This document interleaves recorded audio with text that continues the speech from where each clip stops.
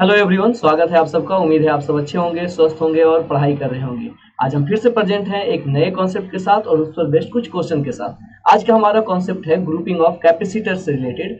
और ये कॉन्सेप्ट क्या है ये हम देखते हैं क्वेश्चन के थ्रू। तो ये है आपके सामने रहा हमारा पहला क्वेश्चन, जिसमें आप देखिए कि आपको एक कॉम्बिनेशन दिया हुआ है और आपसे पूछ रहा है कि उसका इक्विवेलेंट कैपेसिटेंस कितना होगा। बाबू हम लोग क्या कर चुके हैं, सीरीज का पढ़ चुके हैं कि अगर कैपेसिटर सीरीज में हुआ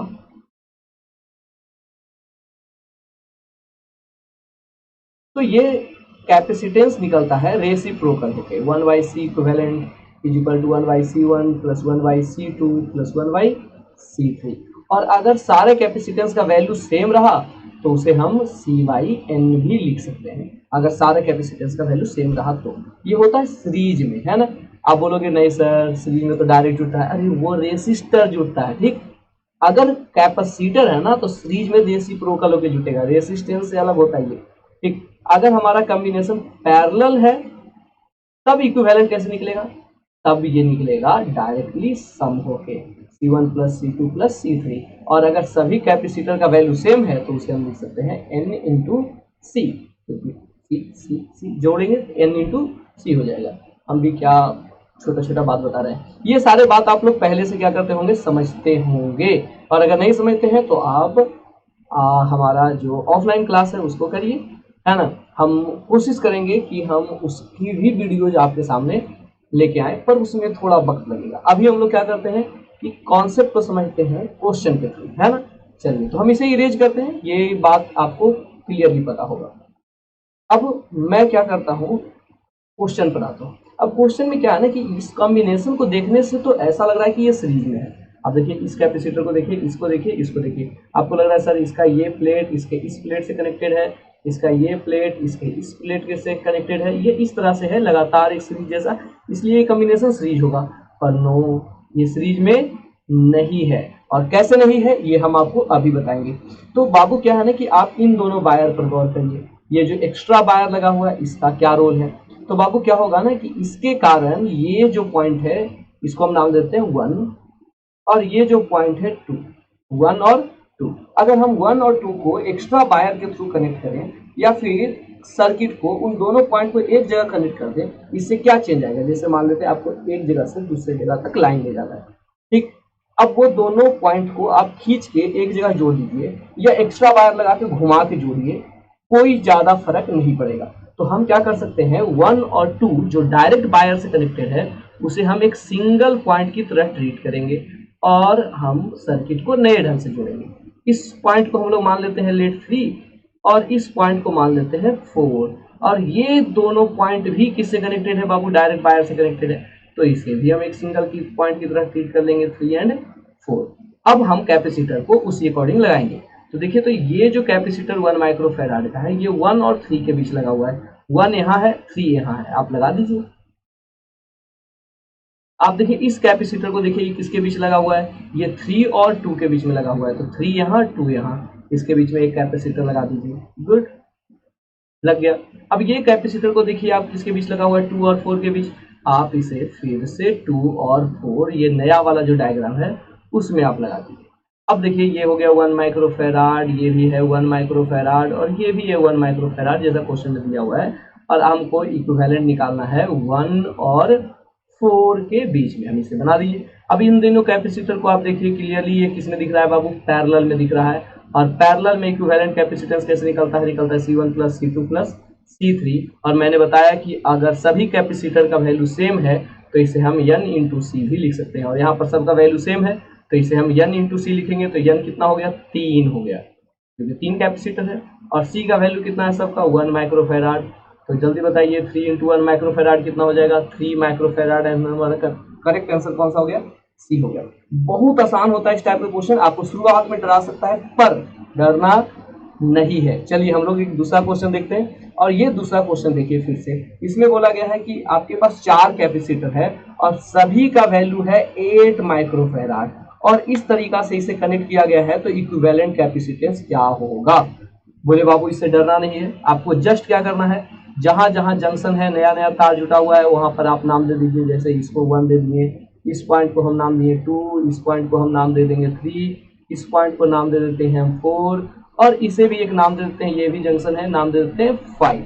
अब मुझे क्या करना है कि वो पॉइंट को सर्च करना है जो डायरेक्ट वायर से कनेक्टेड है। जैसे देखिए 1 एंड 3 डायरेक्ट वायर से कनेक्टेड है। अब बोलोगे सर इधर भी तो ये कनेक्टेड है, नहीं, ये वाला पार्ट इधर से जाने के बाद अगर 4 से कनेक्टेड होता है, एक कैपेसिटर बीच में आता है, तो इसे हम पॉइंट नहीं मानेंगे, सिंगल पॉइंट। बस क्या होगा 1 एंड 3 जो डायरेक्ट वायर से कनेक्टेड है, और ये वाला रास्ता में देखिए जब जाइएगा आप तो बीच में आपको क्या मिल जाएगा, एक कैपेसिटर मिल जाएगा, तो इस रास्ता को कंसीडर नहीं करना है।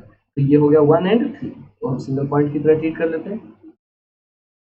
1 एंड 3 एक सिंगल पॉइंट। उसी तरह से आप देखिए इस पास में जाइए तो 2 है, 5 है और 4 है, जो एक डायरेक्ट वायर से जुड़ा हुआ है और बीच में कुछ भी नहीं है, तो इन तीनों को हम एक जगह कर सकते हैं खींच के, है ना। तो ये हो जाएगा हमारा 2, 4 एंड 5।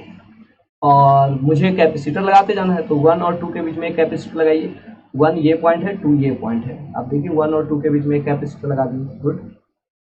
2 और 3 के बीच में भी एक लगाना है, तो 2 ये पॉइंट हो गया और 3 ये पॉइंट हो गया, इसके बीच में एक कैपेसिटर लगा दिए, गुड।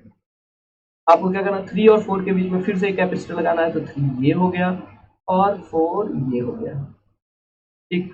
और ये वाला कैपेसिटर किसके बीच है, 3 4 वाला तो हम लगा चुके हैं, 3 और 4 के बीच में ये लग गया था, है ना। अब ये किसके बीच में है, ये कैपेसिटर है 4 और ये घूम के जाके कहाँ कनेक्ट हुआ है, 3 से। तो 4 एंड ये घूम के गया है कहाँ, 3 का, तो 4 और 3 के बीच में, 4 और 3 के बीच में एक और कनेक्ट करना है।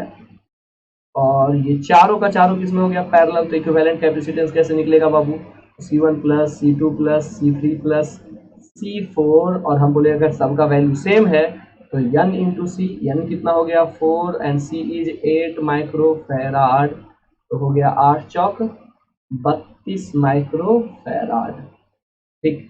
तो ये हो गया हमारा करेक्ट आंसर।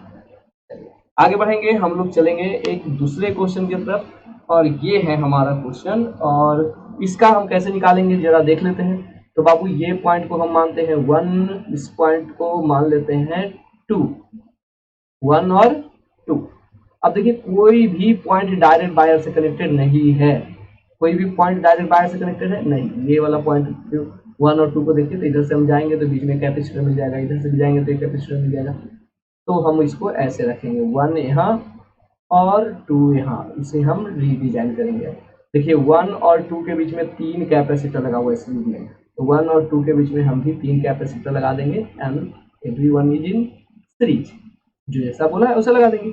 और ये वाला कैपेसिटर भी एक लगा हुआ है, जो किसके बीच में लगा हुआ है, 1 और 2 के बीच में लगा हुआ है, तो 1 और 2 के बीच में एक और कैपेसिटर मुझे लगाना है इन डिफरेंट आर्म, अलग आर्म में है ना, ये अलग लाइन में है इसलिए उसे अलग आर्म में बनाएंगे।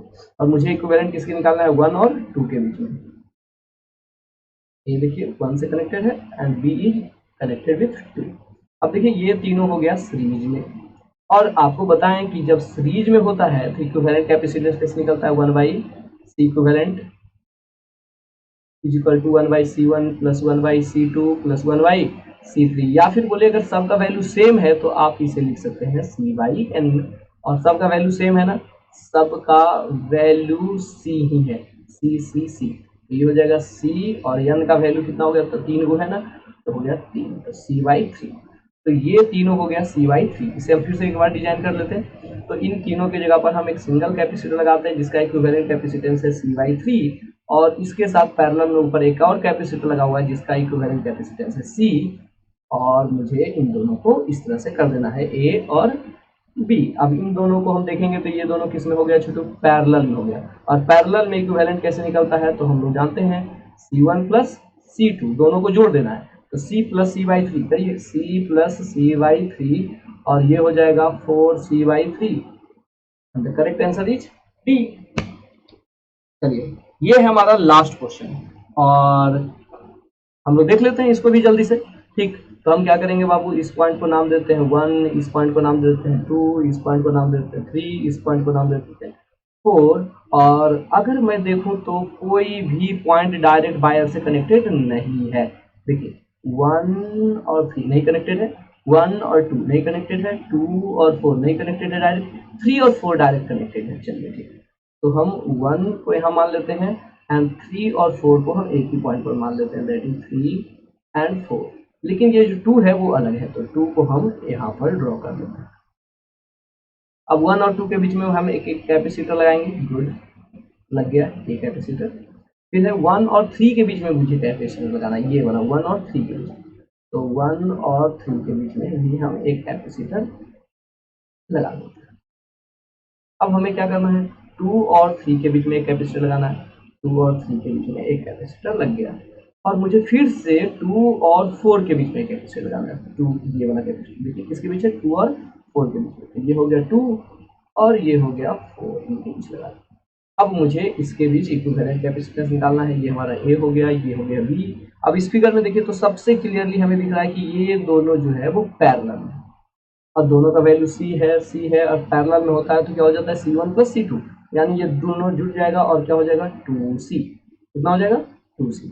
अब इस फिगर को रीडिजाइन करेंगे तो ये हमारा हो गया C, और इसके साथ ये वाला दोनों हटा के हम ए को लिखेंगे कितना 2C। तो मैंने निकाले ना, और C पैरेलल में 2C। अब इसके साथ मुझे करना है कनेक्ट एक और कैपेसिटर, दैट इज C। ठीक, अब चलिए इसको हम लोग सॉल्व कर दें। अब ये दोनों देखिए तो किसमें हो गया, पैरेलल में। ये दोनों किसमें हो गया, पैरेलल में हो गया। एक C है और एक 2C है। इसका इक्विवेलेंट कैसे निकालेंगे, तो हम लोग जानते हैं 1/C इक्विवेलेंट बराबर होता है 1/C1 प्लस 1/C2, यानी कहने का मतलब 1/C प्लस 1/2C। और जब इसे आप सॉल्व करिएगा तो 2C एलसीएम हो जाएगा, और 2 प्लस 1 यानी 2C/3। इक्विवेलेंट कितना है 2C/3। चलिए इस फिगर को फिर से रीडिजाइन करते हैं। अब उन दोनों को हटा के एक लगाते हैं, दैट इज 2C/3 का, और उसके साथ पैरेलल में एक हम लगाएंगे C।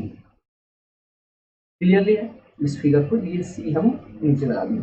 और इस फिगर को हम क्या किए हैं कि ये जो था 2C और C, इसका इक्विवेलेंट हम फाइंड किए जो कि आया 2C/3।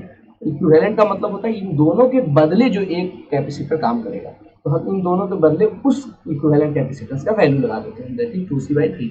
अब ये दोनों पैरेलल में है, पैरेलल में तो डायरेक्ट जुड़ जाएगा, यानी 2C/3 प्लस C, और जब इसे हम सॉल्व करेंगे तो हो जाएगा 5C/3, और आपका C का वैल्यू दिया हुआ है, दैट इज 3 माइक्रोफैराड। सही हो गया 3 माइक्रोफैराड बाई 3 कैंसिल हो गया, और हमारा आंसर हो गया 5 माइक्रोफैराड, और ये हमारा करेक्ट आंसर हो गया डी। तो आज इतना ही। मुझे उम्मीद है कि आपको ये कॉन्सेप्ट समझ में आया होगा। आप ऐसे ही वीडियो को फॉलो करते रहिए। थोड़ा अगर आपको अच्छा लगता है, फायदा होता है, तो उसे शेयर करिए और चैनल को थोड़ा सब्सक्राइब करिए। चलिए मिलते हैं अगले वीडियो में, तब तक के लिए